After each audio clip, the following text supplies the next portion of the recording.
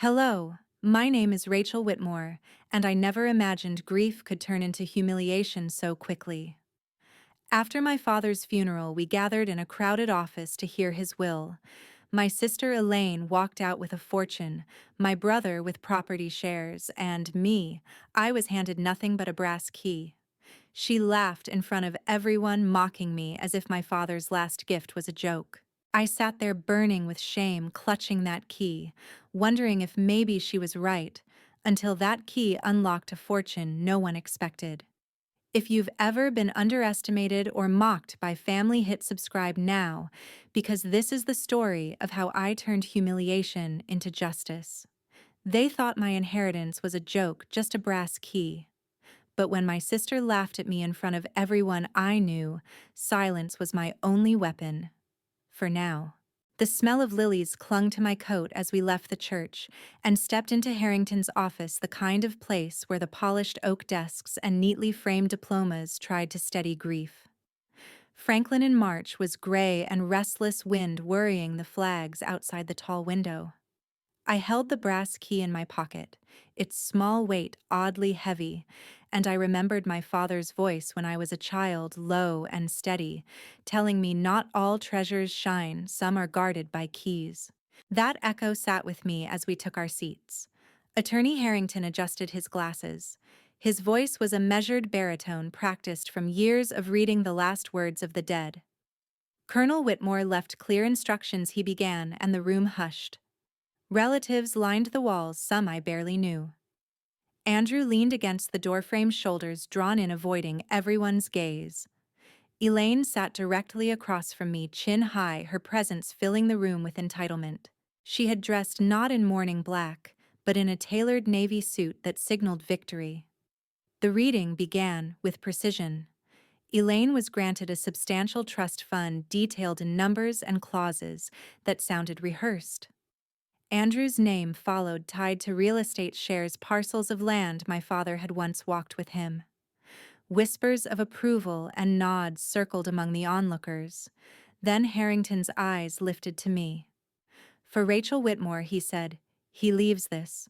He opened a drawer, withdrew a small brass key, and placed it carefully on the desk.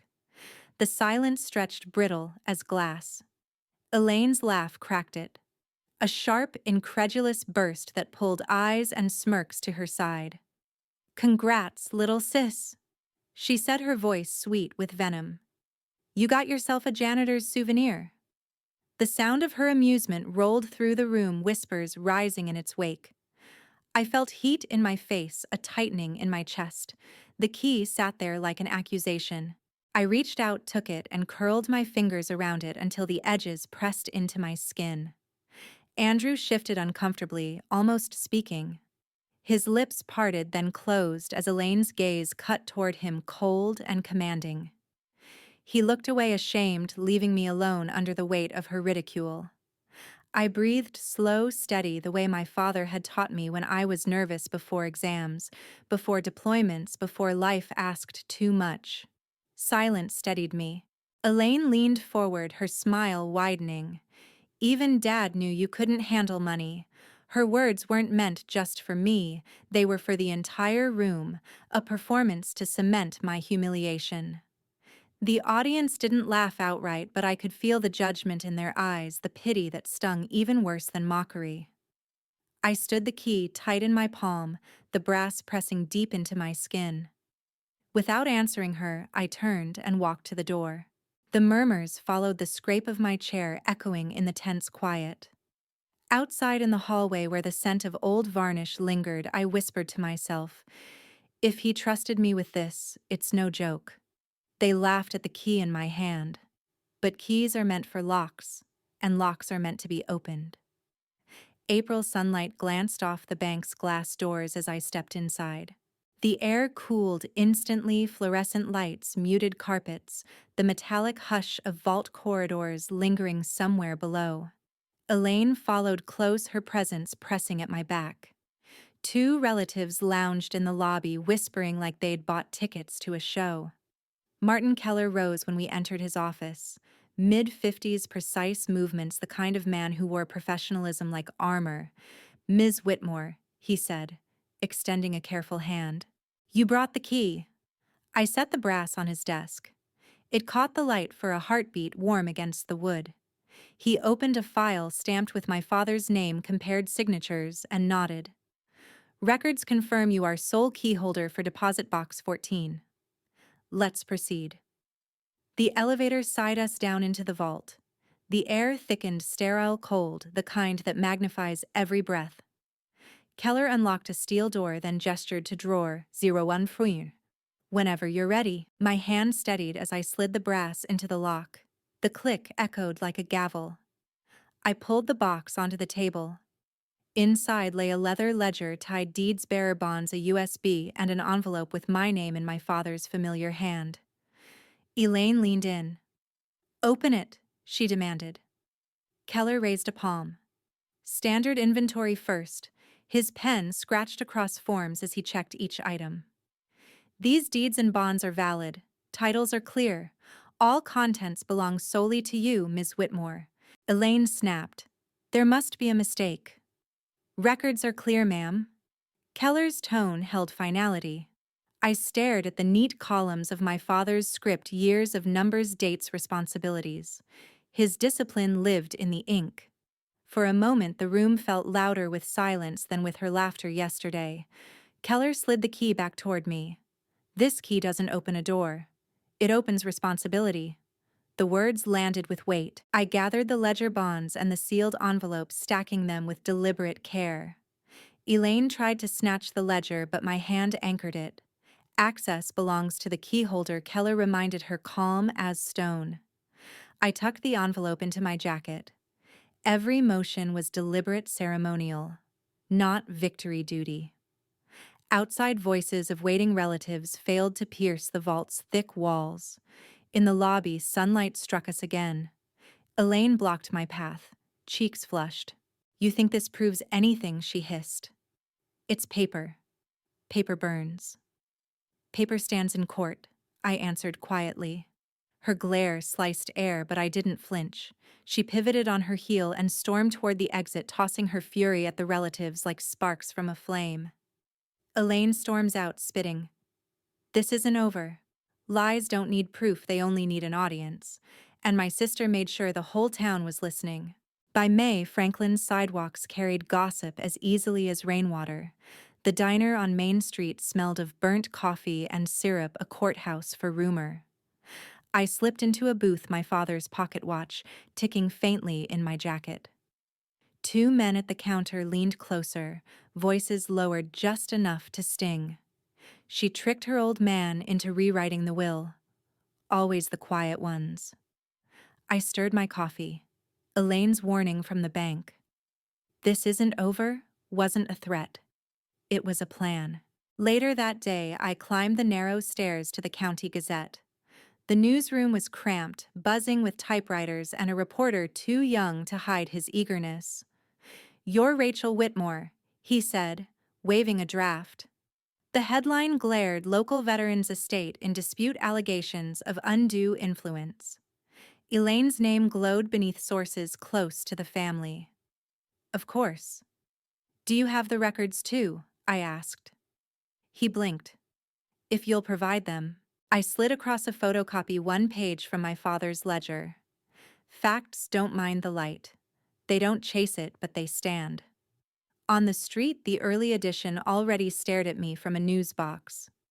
My father's watch ticked against my ribs, steady, as if reminding me time was his last ally. Back in my apartment, I cleared the table. Ledger deeds, USB. I opened the files. Bonds, receipts, emails with Keller, precise, meticulous proof that my father had been clear-minded. Dust swirled in the lamplight while the watch marked each second. Andrew knocked, shoulders hunched as though carrying a weight that wasn't his. "Elaine says you'll drag us all through mud. Is this really worth it?" "The truth doesn't mind the mud. It survives it," I said. He shifted uneasily. "People say Dad wasn't himself. He wrote Keller about investments 3 weeks before he died," I answered, tapping the email. "If that's confusion, I'd like to see clarity." Andrew looked torn, then left without sitting. I watched the door close softly behind him and returned to my desk. The pocket watch ticked tireless. That evening, I opened the USB's audio folder. My father's voice crackled through an old recording. Rachel, guard what matters. Don't let noise tell you what's real. The words steadied me more than any headline could. By morning, the Gazette headline was everywhere, propped on diner counters, folded under arms, whispered between pews. A woman from church stopped me on the sidewalk, face syrupy with concern. It would be kinder to let it go. Kindness without truth is theater, I replied, and theater ends when the curtain falls. At home, I filed documents into an accordion folder and labeled it Daylight. Outside, Franklin kept murmuring. Inside, I prepared. Near sunset, footsteps pounded my stairwell. 3 sharp knocks rattled the door. Elaine swept in without waiting, smiling like a campaign poster. Cozy, she said, eyes already on the ledger. Then her voice cooled. You've had your fun. I've had my work. Don't be clever. She tugged the ledger's edge. People care about headlines, not columns. And I write better ones.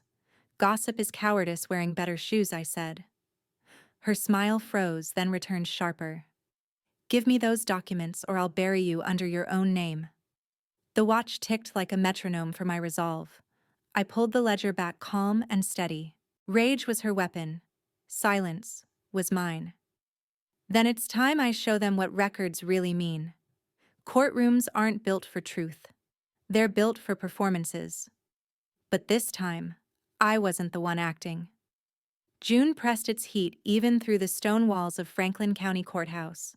The benches creaked beneath neighbors and reporters who traded Sunday best for a front-row seat to spectacle. Murmurs swelled and broke like surf until Judge Morrison's gavel snapped them still. I sat at the plaintiff's table, Harrington beside me, the brass pocket watch in my hand ticking steadier than my pulse. Elaine entered like a widow from a stage play, dark dress, veil half raised, every gesture rehearsed. Beside her, Attorney Briggs adjusted his flamboyant tie, already savoring his lines. Andrew lingered in the second row, shoulders tight, his gaze flicking between us like a man split down the middle. Briggs opened with the rhythm of a preacher. Members of this court, we are here because a grieving family has been torn apart by manipulation. My client, Elaine Whitmore, watched her father decline in his final year. She knows he was not of sound mind when coerced into rewriting his legacy. Gasps rose from the benches. 2 elderly cousins nodded solemnly as if prompted. Briggs called them one by one, each recounting fragments, a forgotten name, a misplaced coat, a moment of distraction spun into evidence. Whispers rippled. The performance worked. Harrington rose without hurry, as if he had all the time the pocket watch measured. Your Honor, we submit exhibits drawn directly from Colonel Whitmore's files. He lifted a stack of printed emails recovered from the USB, dated mere weeks before his death. Here he discusses bond strategies with Mr. Keller. Here he outlines tax planning with clarity. These are not the words of a confused man. The reporter's pen scratched the crowd, leaned forward. Briggs struck again. Anyone can type an email. How do we know these weren't fabricated? Because I received them, Keller said, stepping into the witness box. His voice carried the weight of bank vault doors. Colonel Whitmore was meticulous. No sign of diminished capacity. He balanced his accounts to the cent. Briggs smirked. Couldn't these documents be altered? Keller didn't flinch. Only if ink itself could lie. It doesn't. A ripple of laughter threatened before dying under Judge Morrison's stare. The gavel rapped. The law does not honor laughter. It honors intent. Elaine shot to her feet, mask cracking. This whole will is a fraud, she shouted, voice trembling more with rage than grief. He loved me. He promised me everything. Harrington lifted a final folder, calm as stone. Your Honor, there is one more clause, a safeguard the Colonel himself insisted upon. He unfolded the page and read aloud. Any heir who contests this will forfeit their share to be redistributed to remaining heirs and designated charities. The no contest clause fell like a thunderclap. Gasps turned to silence heavy enough to bow the ceiling beams. Elaine's face drained, then flushed crimson. Andrew pressed a hand into his pocket thumb, brushing the phone hidden there as if the device itself burned with secrets. He did not move, only watched. Elaine's screamed voice, ragged. "This is all a setup." Her words bounced against the paneled walls, frantic, unbelieved. Judge Morrison slammed his gavel, eyes cold. "Order. This court will not descend into farce. Truth doesn't need applause." I thought, clutching the pocket watch as its tick carried me steady through the storm. It only needs daylight. Justice doesn't roar. It arrives in silence when every lie has run out of breath. July heat shimmered outside Franklin County Courthouse. Inside, the air was thick with varnish and waiting. I sat beside Harrington, the brass key pressed in one palm, my father's pocket watch steady in the other. "Guard what matters when the noise rises," he had told me once. The noise had risen. Elaine swept in late, her veil tilted for sympathy. Briggs followed, papers stacked like stage props. Andrew slipped into the second row, hands jammed in his pockets.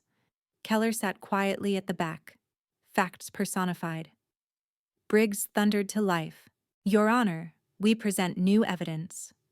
He held up a blurry photo of my father staring off a porch rail. "This shows Colonel Whitmore confused, unfit to draft a will."